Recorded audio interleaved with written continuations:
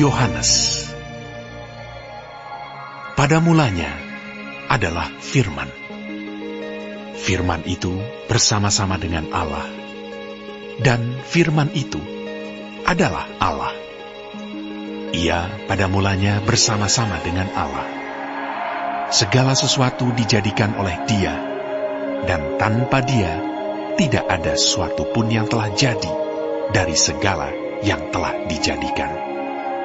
Dalam Dia ada hidup, dan hidup itu adalah terang manusia.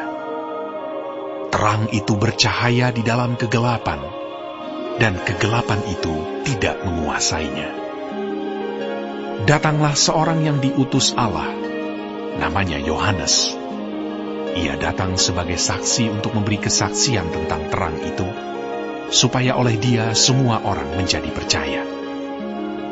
Ia bukan terang itu, tetapi Ia harus memberi kesaksian tentang terang itu. Terang yang sesungguhnya, yang menerangi setiap orang, sedang datang ke dalam dunia. Ia telah ada di dalam dunia, dan dunia dijadikan olehnya, tetapi dunia tidak mengenalnya. Ia datang kepada milik kepunyaannya, tetapi orang-orang kepunyaannya itu tidak menerimanya. Tetapi semua orang yang menerimanya, diberinya kuasa supaya menjadi anak-anak Allah, yaitu mereka yang percaya dalam namanya. Orang-orang yang diperanakan bukan dari darah atau dari daging, bukan pula secara jasmani oleh keinginan seorang laki-laki, melainkan dari Allah. Firman itu telah menjadi manusia dan diam di antara kita, dan kita telah melihat kemuliaannya, yaitu kemuliaan yang diberikan kepadanya sebagai anak tunggal Bapa, penuh kasih karunia dan kebenaran.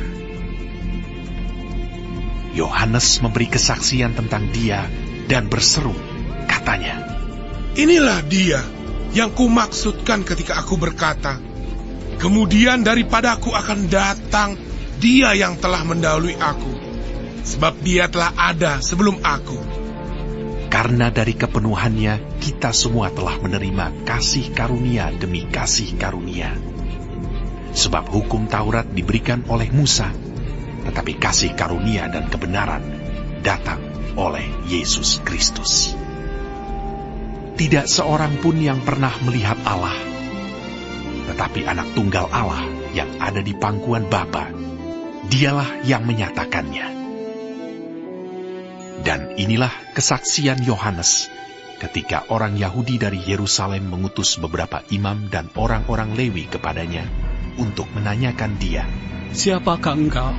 Ia mengaku dan tidak berdusta. Katanya, "Aku bukan Mesias." Lalu mereka bertanya kepadanya, "Kalau begitu, siapakah engkau?" "Elia."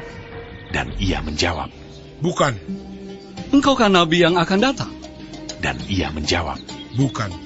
Maka kata mereka kepadanya, "Siapakah engkau? Sebab kami harus memberi jawab kepada mereka yang mengutus kami. Apakah katamu tentang dirimu sendiri?" Jawabnya, "Akulah suara orang yang berseru-seru di padang gurun. Luruskanlah jalan Tuhan, seperti yang telah dikatakan Nabi Yesaya." Dan di antara orang-orang yang diutus itu ada beberapa orang Farisi.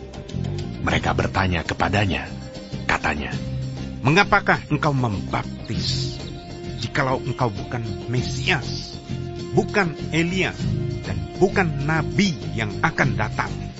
Yohanes menjawab mereka, katanya, "Aku membaptis dengan air, tetapi di tengah-tengah kamu berdiri Dia yang tidak kamu kenal, yaitu Dia yang datang kemudian daripadaku. Membuka tali kasutnya pun aku tidak layak." Hal itu terjadi di Betania yang di seberang sungai Yordan, di mana Yohanes membaptis. Pada keesokan harinya, Yohanes melihat Yesus datang kepadanya, dan ia berkata, "Lihatlah anak domba Allah yang menghapus dosa dunia.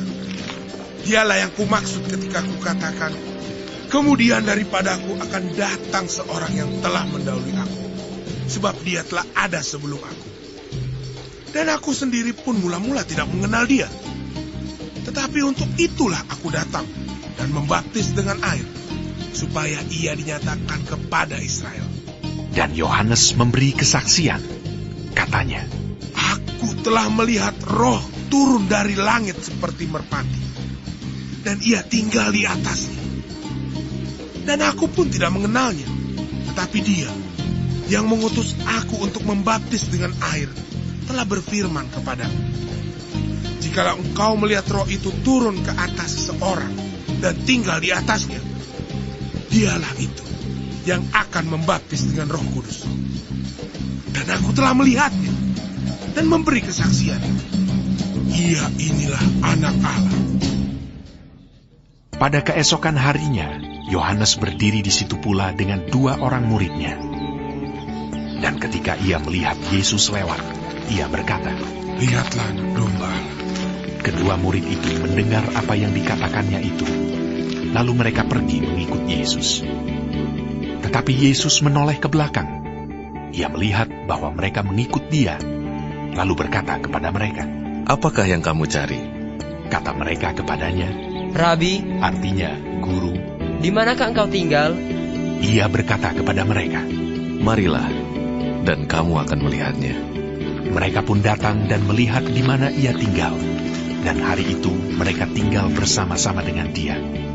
Waktu itu kira-kira pukul 4. Salah seorang dari keduanya yang mendengar perkataan Yohanes lalu mengikut Yesus adalah Andreas, saudara Simon Petrus.